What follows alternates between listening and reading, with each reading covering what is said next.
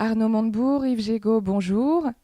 On dénombre aujourd'hui environ 200 relocalisations sur les 10 dernières années. Est-ce une tendance qui se poursuit selon vous?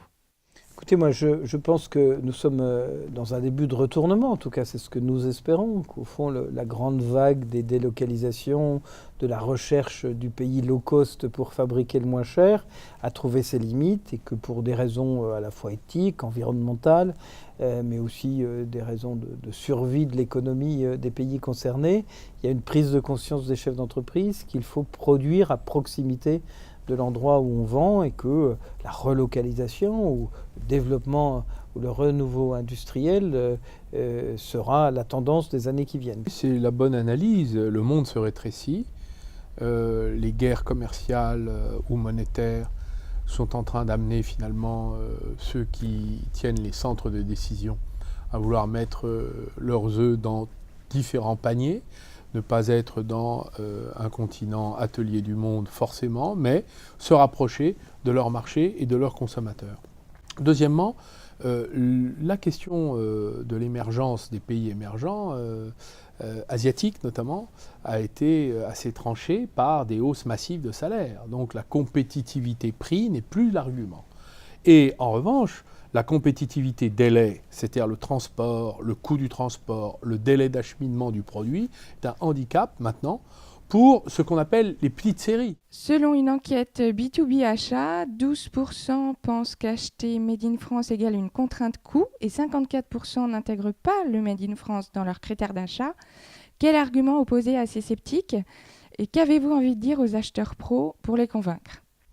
Il y a d'abord un argument pratique, c'est qu'au fond, quand vous avez acheté un produit qui vient de l'autre bout de la Terre, le jour où il faut le réparer, le remettre en état, la maintenance, on voit bien la complexité. On a bien, et les acheteurs ont bien mesuré au cours des années passées la difficulté d'aller s'approvisionner très loin, sans parler des coûts d'approvisionnement ou des délais d'approvisionnement. Ça, c'est un argument important.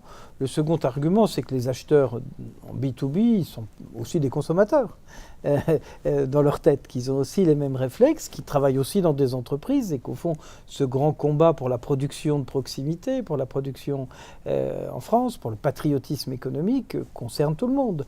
Il y a aussi ce réflexe de l'achat français, ce réflexe de l'achat de proximité. Il faut évidemment beaucoup de conviction, il faut évidemment peut-être de la formation aussi chez les acheteurs pour expliquer que de temps en temps, acheter chinois, c'est acheter 3 fois. Donc en fait, c'est un travail de réflexe patriotique. Les Allemands ont ce réflexe, et ils sont très chers. Les Japonais ont ce réflexe, ils sont très chers. Les Italiens ont ce réflexe, les Américains ont ce réflexe. Pourquoi nous, on l'a pas? À votre avis, serait-il bon d'inciter à une discrimination positive? Faut-il légiférer? De toute façon, l'Union européenne qui a construit la règle de la concurrence libre et non faussée nous l'interdit. Donc on ne va pas légiférer. On va faire comme nos partenaires européens. On va d'abord être patriotes. Comment faire dans le secteur public qui a plus de contraintes juridiques? Il y a d'abord effectivement les mentalités, et ce qui est vrai dans le secteur privé est vrai aussi dans le secteur public, mais ce n'est pas suffisant. Il va falloir à un moment ou un autre qu'à l'échelon de l'Europe, il y ait des décisions qui soient prises pour faire en sorte qu'une partie des marchés publics soit réservée aux entreprises de proximité. On a une opportunité. C'est de ne pas accrocher ça effectivement à des questions de patriotisme, mais à des questions de développement durable et d'environnement. L'opportunité, c'est le coût carbone des produits. Yves Gégaud, vous êtes à l'initiative du label Origine France Garantie. Quelle différence avec Made in France? Il n'y a pas de confusion, le Made in France, c'est la liberté qu'a une entreprise de marquer fabriqué en France sur son produit, si elle estime qu'elle respecte les règles du code douanier, c'est-à-dire qu'au moins une partie du produit est fabriquée en France. Nous avons voulu, avec la certification Origine France Garantie, aller plus loin. De dire pour être Origine France Garantie, d'abord il faut que tout le produit soit fabriqué en France, c'est plus seulement une partie potentielle, et puis surtout la certification, elle fait l'objet d'un processus de certification par un organisme indépendant, c'est-à-dire qu'elle envoie le message au consommateur que ce n'est pas de l'autodéclaration, mais que c'est vérifié et que c'est attesté. Donc nous sommes un outil de certification. Arnaud Montebourg, dans votre nouvelle activité d'entrepreneur, Bleu Blanc Ruche, quel regard portez-vous sur les relations acheteurs-fournisseurs dans la grande distribution? Si elle veut procéder de la manière, j'allais dire, brutale, habituelle, nous préférons nous passer d'elle.